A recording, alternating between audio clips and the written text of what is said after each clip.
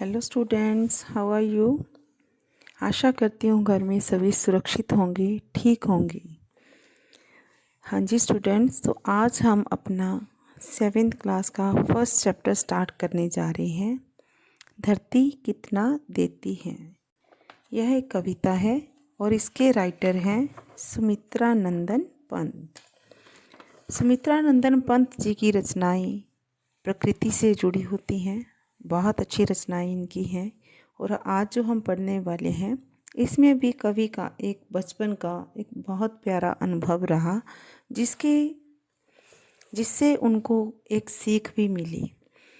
धरती कितना देती है। धरती अथाह रत्नों का भंडार है। हर तरह की चीज़ इंसान को धरती से मिलती है, लेकिन इंसान उन चीज़ों की वैल्यू नहीं समझता। आपका भी कोई ना कोई ऐसा अनुभव रहा होगा जैसा कवि का रहा।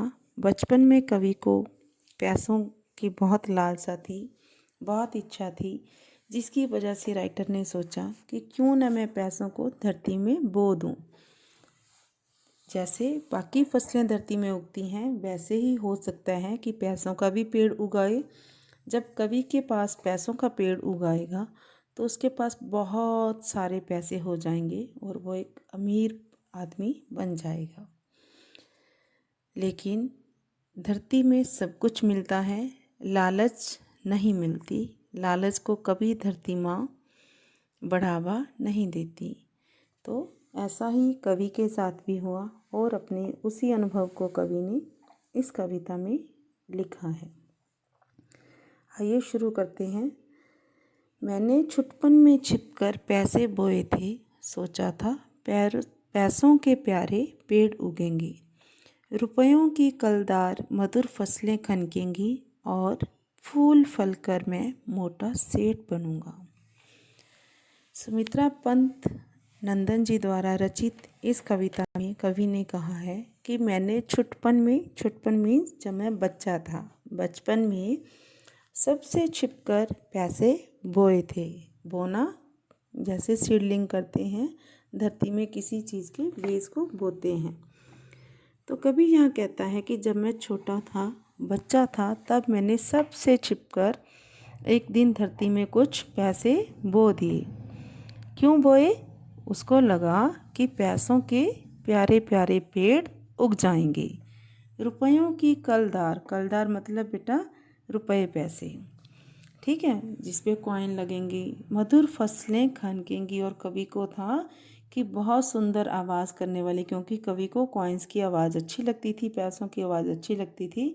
तो कवि को ऐसा लगा कि पैसों की सुंदर आवाज़ वाली फसलें खनकेंगी और मैं फूल फल कर, अर्थात जब मेरे पास बहुत सारी फसलें उगाएंगी तो मैं एक बहुत मोटा सेठ बनूंगा, अर्थात बहुत ज़्यादा अमीर आदमी बन जाऊंगा। पर बंजर धरती में एक ना अंकुर फूटा, बंध्या मिट्टी ने ना एक भी पैसा उगला। लेकिन हुआ क्या? उस धरती में एक भी अंकुर अर्थात कोई भी छोटा पौधा या नई कोंपल नहीं फूटी, कोई भी छोटा सा प्लांट भी उसमें ग्रो नहीं हुआ। और कवि को फिर क्या लगता है, जब कोई भी प्लांट वहाँ पर नहीं उगता, कि धरती तो बंजर है। बंजर का मतलब जिस धरती में कोई भी प्लांट नहीं उगता उसको बंजर धरती बोला जाता है। तो कवि को वो धरती ही बंजर लगने लग जाती है। कवि को ऐसा लिखती है कि ये तो मिट्टी ही ऐसी है जिसमें कुछ उग ही नहीं सकता। सपने जाने कहाँ मिटे, कब धूल हो गए, मैं हताश हो बाट जोता रहा दिनों तक, बाल कल्पना की राह पर पांव डंडे बिछाकर। कवि कहता है कि सपने थे, कवि ने जो मन में अपने कुछ छोटे छोटे सपने सोचे थे कि इतने पैसे आएंगे, ऐसा रिच आदमी बन जाऊंगा, वो सारे सपने एक दिन धूल में ही मिल गए। और मैं हताश का मतलब निराश होकर, बाट जोना मतलब किसी चीज़ का इंतज़ार करना। कभी अब बहुत दिनों तक इंतज़ार करा कि क्या पता आज कोई नया प्लांट उगाए, आज उगाए। तो बहुत दिनों तक जो राइटर था उदास होकर, निराश होकर राह देखता रहा कि क्या पता अभी कुछ पेड़ उगाए। बाल कल्पना की राह पर पांव डंडे बिछाकर मतलब बहुत प्रेम से किसी की वेट करना कि बचपन में, बाल कल्पना मतलब जब मैं बच्चा था, अपनी जो इमेजिनेशन कर रहा था, अपने बच्चों जैसी कल्पना करते हुए बहुत प्यार से मैं उस प्लांट की राह देखता रहा कि क्या पता आज वो नया पौधा उगाए। मैं अबोध था, मैंने गलत बीज बोए थे, ममता को रोपा था, तृष्णा को सींचा था। तो अंत में कवि को क्या फील होता है कि मैं अबोध था। अबोध मतलब जिसको किसी चीज़ की समझ ना हो, जो अनजान हो। कवि कहता है कि उस टाइम मुझे समझ नहीं थी, मैं अनजान था, अबोध बालक था, मुझे नहीं पता था, इसलिए मैंने धरती में गलत बीज बोए थे। ममता को रोपा था, ममता मतलब कवि का जो स्नेह था वो पैसे से था। तृष्णा का मतलब होता है किसी चीज़ की बहुत ज़्यादा क्यूरियोसिटी बढ़ जाना, इच्छा पैदा हो जाना। तो कवि को लगता है कि तृष्णा या लालच के वश होकर कवि ने वहाँ पर गलत बीजों को बो दिया था। तो नेक्स्ट स्टैंजा पे चलते हैं बेटे।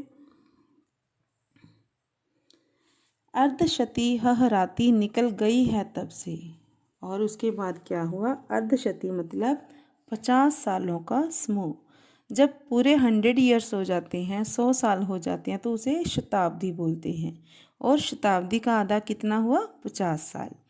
कवि कहता है कि अर्धशती अर्थात 50 साल गुजर गए उसके बाद, उस बात के बाद कितने ही मधु पतझर बीत गई अनजाने।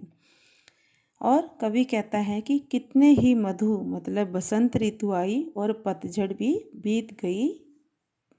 ग्रीष्म तपे, वर्षा झूली, शरधें मुस्काई, सीसी कर हेमंत कंपे, तरु झरे खिले बन। देखो बच्चे, भारत में हम 6 ऋतुओं के बारे में बात करते हैं कि कवि यहाँ पे कहता है ग्रीष्म तपी अर्थात गर्मी का मौसम भी आया, वर्षा झूली अर्थात बारिशें भी होती रही, शरदें मुस्काई मतलब ठंड का मौसम भी आया। शरदें मुस्काई का मतलब है जब मीठी मीठी ठंड पड़ने लग जाती है तो हमें धूप भी अच्छी लगती है और वो ठंड अच्छी लगती है। सीसी कर हेमंत कपे, तरु झरे खिले वन। सीसी कर हेमंत कंपे का मतलब है जब बहुत ही ज़्यादा ठंड का मौसम आ जाता है, हमें बहुत ज़्यादा कपड़े पहनने के बावजूद भी ठंड फील हो, उसे बोलते हैं हेमंत। कि इस तरीके से बहुत ज़्यादा सर्दी का मौसम भी आकर चला गया। तरु झरे, तरु क्या होते हैं? वृक्ष। झरे मतलब उनके पत्ते भी झड़ते रहे अर्थात पतझड़ का मौसम भी आया। खिले वन अर्थात और वनों में फूल फल भी लिखते रहे। और जब फिर से गाड़ी ऊदी लालसा लिए, गहरे कजरारे बादल बरसे धरती पर। और क्या हुआ? इस तरीके से कवि कहता है कि उसके जीवन के 50 साल गुजर गए और एक दिन फिर क्या हुआ कि बहुत मन में गाड़ी ऊदी लालसा लिए, मन में बहुत ज़्यादा इच्छा लिए, गहरे काले बादल, कजरारे मतलब काजल जैसे काले बादल धरती पर बरसने लगे। मैंने कौतूहलवश आंगन के कोने की गीली तह जो ही मिट्टी से सहलाकर बीज सेम के दबा दिए मिट्टी के नीचे। तो फिर राइटर ने क्या करा कि कौतूहलवश अर्थात फिर से एक जिज्ञासा के साथ, एक इच्छा के साथ कि क्या पता उस टाइम तो कुछ नहीं उगा, क्या पता इस बार कुछ उगाए। तो कवि ने ऐसे ही जानने की इच्छा से, जिज्ञासा के वश होकर आंगन के कोने में एक कॉर्नर में कवि ने अपनी उंगली से मिट्टी में कुछ सेम के बीज दबा दिए। सेम क्या होता है बेटा? बीन्स होती हैं, फलियां होती हैं, आप अक्सर अपने घरों में देखते होगे, मम्मा उनकी बैजी भी बनाती है। तो सेम के जो बीज थे कवि ने मिट्टी में दबा दिए।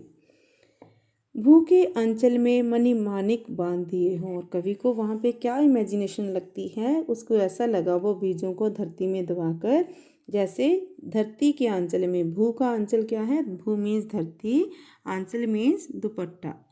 तो उसको ऐसा लगता है कि जैसे उसने धरती के आंचल में कोई बहुत कीमती मोती बांध दिए हों। मैं फिर भूल गया इस छोटी सी घटना को, और बात भी क्या थी याद रखता जिसे मन। कवि कहता है कि उसने अनजाने ही वो फिर से बीज दबा दिए और फिर क्या हुआ, इस छोटी सी बात को राइटर फिर भूल गया और कहता इतनी कोई बड़ी बात भी तो मैंने नहीं की जिसको मैं याद रखता। किंतु एक दिन जब मैं संध्या को आंगन में टहल रहा था, तब सहसा मैंने देखा उसे हर्ष विमूढ़ हो उठा मैं विस्मय सी। फिर क्या हुआ, एक दिन कुछ दिन जब निकल गई तो कवि फिर से इस घटना को भूल गया। अब एक दिन शाम को, संध्या मतलब शाम को, संध्या को शाम को कवि अपने घर के आंगन में ऐसे ही टहल रहा था, घूम रहा था। तब सहसा मतलब अचानक कवि ने क्या देखा, हर्ष विमूढ़ हो उठा मैं विस्मय से। जब कभी अचानक कोने में उसकी नज़र पड़ती है तो एकदम वो हर्ष खुशी से भरकर देखता है कि अरे यहाँ पे तो ऐसा लगता है कि कुछ है। नेक्स्ट स्टैंजा पे चलें बेटा, ये हमें आगे क्लियर होगा। देखा आंगन के कोने में कोई नवागत, छोटे छोटे छाता ताने खड़े हुए हैं। नवागत मतलब कोई घर में नए आए हुए अतिथि, नवागत जो नया आया हो। तो कवि क्यों हर्ष विमूढ़ हो जाता है, उसको बहुत हैरान हो जाता है, बहुत खुशी हो जाती है वहाँ पे उसको क्या देखकर कि आंगन के कोने में ऐसा लगता है कोई नया अतिथि आया है। और खड़ा कैसे है, जैसे कोई छोटा छोटा छाता लेकर, छतरी लेकर खड़ा हो। छाता कहूँ कि विजय पताकाएं जीवन की। कवि कहता है, कवि तो उसको ऐसा लगा कि जैसे वो अम्ब्रेला जैसे दिखाई देते हैं, छतरी जैसे दिखाई देते हैं। और दूसरे ही टाइम उसको क्या लगा, जैसे कोई विजय से भरकर, जीत कर कोई झंडा फहराया जा रहा हो। विजय मतलब जीतना, पताकाएं मतलब झंडा, या फिर जीवन को जीतने की कोई पताका लहरा रहा हो, झंडा लहरा रहा हो। यह हथेलियाँ खोले थे वे नन्ही प्यारी। कवि कहता है फिर उसको ऐसा लगा जैसे वो कोई छोटे छोटे बच्चे हों और उन्होंने अपनी छोटी छोटी नन्ही नन्ही प्यारी सी हथेलियों को खोल रखा हो। जो भी हो, वे हरे भरे उल्लास से भरे पंख मारकर उड़ने को उत्सुक लगते थे। यहाँ पे कवि कहता है चाहे कुछ भी था, चाहे तो वो छोटे अतिथि थे, चाहे वो झंडे जैसे दिखाई दे रहे थे, या फिर छोटे बच्चों जैसे दिखाई दे रहे थे, चाहे कुछ भी था, लेकिन वो ऐसा लगता था कि वो हरे हरे रंग के जो पौधे थे, उल्लास मतलब खुशी, कि खुशी से भरे हुए ऐसा लगता था जैसे वो अपने पंखों को हिलाकर या लहराकर उड़ने के लिए तैयार हैं। डिंब तोड़कर निकले चिड़िया के बच्चों से। और फिर कवि को ऐसा लगता है कि अरे ये तो ऐसा लगता है जैसे छोटे छोटे चिड़िया के बच्चे हों जो अभी अंडों को तोड़कर निकले हों। डिंब तोड़कर निकलना, अंडों को तोड़कर जब चिड़िया के बच्चे बाहर निकलते हैं। निर्निमेष क्षण भर मैं उनको रहा देखता, सहसा मुझे स्मरण हो आया कुछ दिन पहले बीज सेम के मैंने रोपे थे आंगन में। तो यहाँ पे फिर क्या हुआ, निर्निमेष मतलब बिना आँखों को झपकाए एकटक लगाकर किसी चीज़ को देखना। अब कभी उनको देखकर इतना हैरान हो जाता है कि बिल्कुल नज़रें टिकाकर उन पौधों को वो देखता रहता है। फिर सहसा मुझे स्मरण हो आया, सहसा मतलब अचानक, स्मरण मतलब याद आना, कि अचानक जब उनको देखता रहता है कभी तो अचानक उसको याद आता है कि अरे मैंने तो कुछ दिन पहले यहाँ पर कुछ बीजों को रोपा था, कुछ सेम के बीज मैंने आंगन में बोए थे। हाँ, तो अब उसको, राइटर को याद आ गया कि मैंने यहाँ पर कुछ सेम के बीज बोए थे और उन्हीं से बौने पौधों की यह पलटन मेरी आंखों के सम्मुख अब खड़ी गर्व से नन्हे नाटे पैर पटक बढ़ती जाती है। तो जब कवि को याद आ गया तो कवि बहुत खुश होता है। फिर उसको याद आ गया कि अरे उन्हीं बीजों से यह छोटे छोटे पौधे निकले हैं, बौने पौधे, क्योंकि अभी उनकी हाइट छोटी थी। तो ऐसा लगता है अभी छोटे छोटे पौधों की जो पलटन है वो, जो उनका सैनिकों की तरह उनका जो झुंड है, जो उनका समूह है, वो अभी उसकी आंखों के सामने बड़े गर्व से खड़ी हुई है। नन्हे नाटे पैर पटक बढ़ती जाती है, तब से उनको रहा देखता धीरे धीरे। कवि को फिर क्या लगता है कि वो छोटे छोटे पौधे हैं, वो अपने, ऐसा लगता है जैसे वो अपने नन्हे नन्हे पैरों को पटक कर बढ़ते ही जा रहे हैं और हर रोज़ कवि उनको धीरे धीरे बड़ा होते देख रहा है। अब आगे क्या हुआ, फिर से आगे बढ़ते हैं। अनगिनत पत्तों से लद भर गई झाड़ियाँ, हरे भरे टंग गई कई मखमली चंदोवे। तो पहले बेटा जो चंदोवे शब्द आया है उसका मतलब है मंडप का शामियाना। जब कभी आप मैरिज वगैरह में जाते हो, किसी पैलेस में जाते हो, तो वहाँ पे कपड़े से बनाकर झालरें सी लटकी होती हैं। तो जब वो पौधे बड़े हो जाते हैं, उनके बेलें सारे आंगन में फैल जाती हैं, जगह जगह वो बेलें लटक रही थी, तो कवि को वो बिल्कुल वैसे ही दिखाई देती हैं जैसे वहाँ पे मखमली चंदोवे टंगे हुए हों, झालरें लगी हुई हों।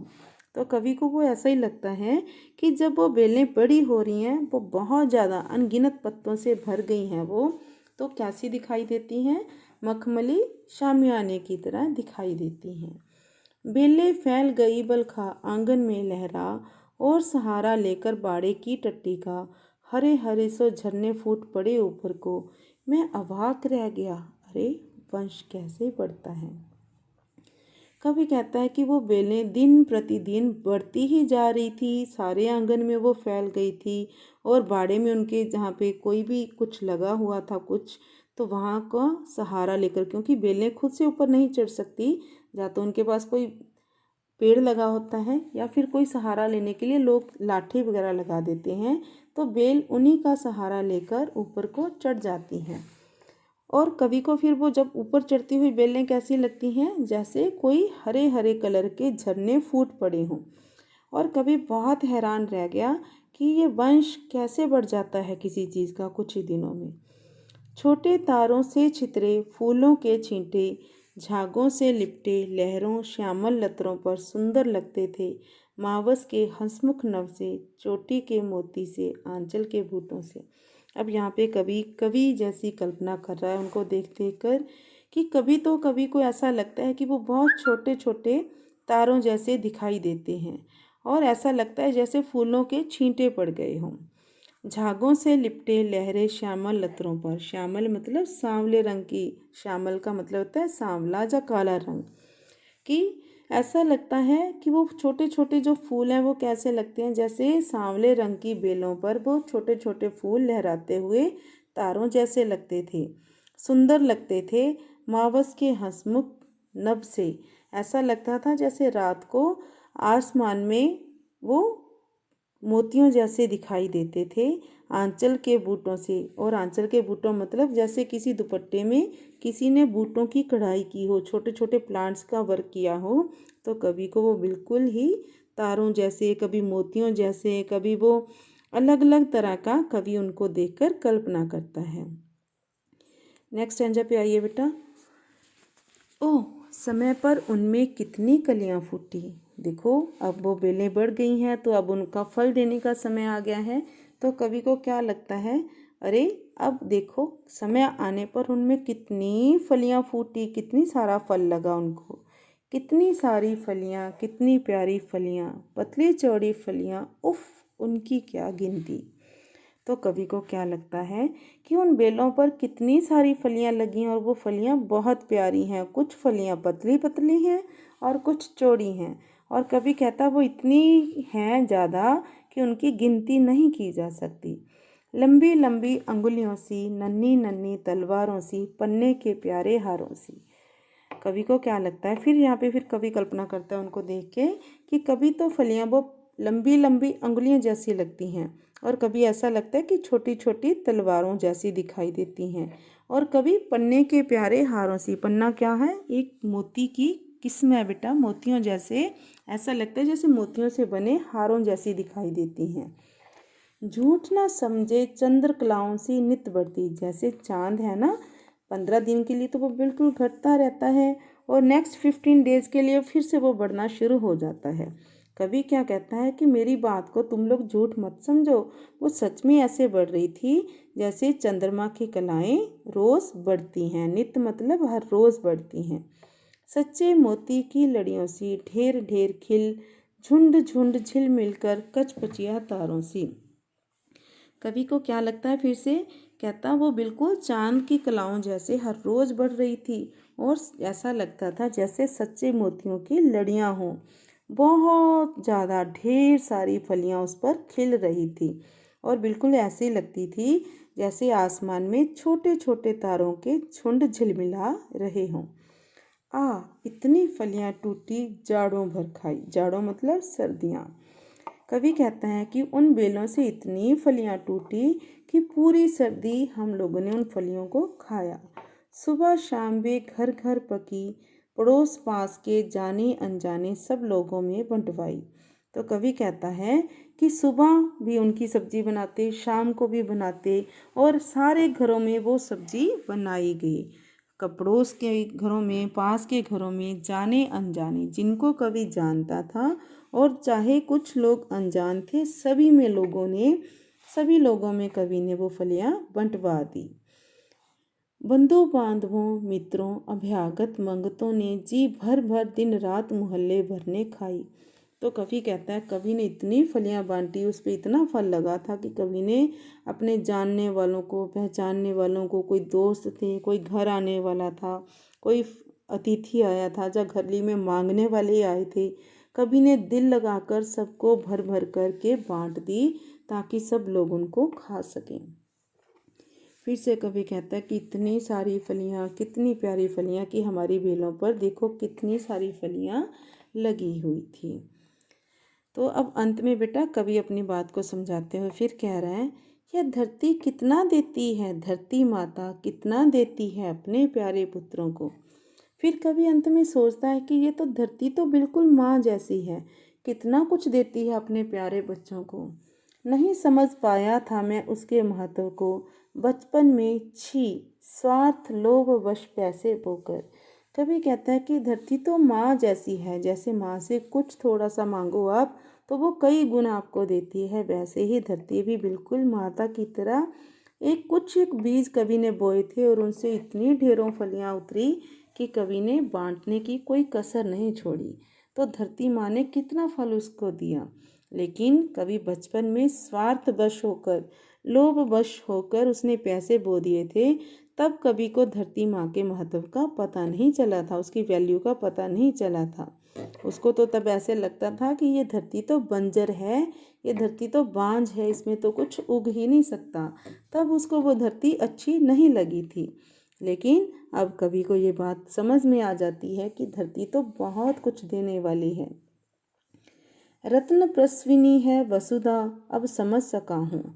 कवि को क्या लगता है, रत्न प्रस्विनी क्या होती है बेटा, रत्नों को पैदा करने वाली, रतन हीरे मोती, ठीक है, जो होते हैं उनको पैदा करने वाली है कौन, वसुधा। वसुधा मतलब धरती। कवि कहता है मुझे इस बात की समझ आ गई है कि जो धरती माँ है वो तो रत्नों को भी जन्म देने वाली है, रतन भी धरती से निकलते हैं। इसमें सच्ची समता के दाने बोने हैं, इसमें जन की क्षमता के दाने बोने हैं। अब कवि को क्या बात समझ में आती है कि धरती तो सब कुछ देती है, लेकिन हमने क्या करना है, इसमें सच्ची समता अर्थात सारे लोगों को एक समान समझने के बीज इसमें बोने हैं। इसमें जन की क्षमता अर्थात जिससे लोगों में आपस में प्रेम बढ़े, भाईचारा बढ़े, आपस में स्नेह बढ़े, ऐसी क्षमता के बीजों को हमने बोना है। इसमें मानव ममता के दाने बोने हैं। मानव ममता मतलब लोगों में आपसी प्रेम के दाने हैं, वो बोने हैं, जिससे उगल सके फिर धूल सुनहली फसलें मानवता की। जीवन श्रम से हंसे दिशाएं, हम जैसा बोएंगे वैसा ही पाएंगे।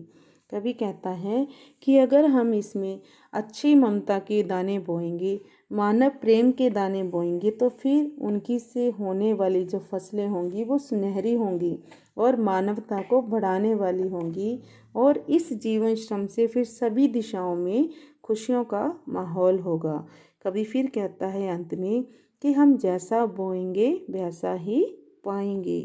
देखो स्टूडेंट्स, यहाँ पे राइटर को यहाँ पे एक सीख मिली है धरती में कि जब वो लालच के वश होकर, स्वार्थ के वश होकर, लोभ के वश होकर पैसे बोने चला था, तब धरती माँ ने उसको कुछ भी नहीं दिया, क्योंकि अगर वहाँ पे पैसों के पेड़ उग जाते तो शायद राइटर कभी भी किसी के साथ उसी प्रेम से ना रह पाता जिस तरीके से अब उसने फलियों को बांट दिया था।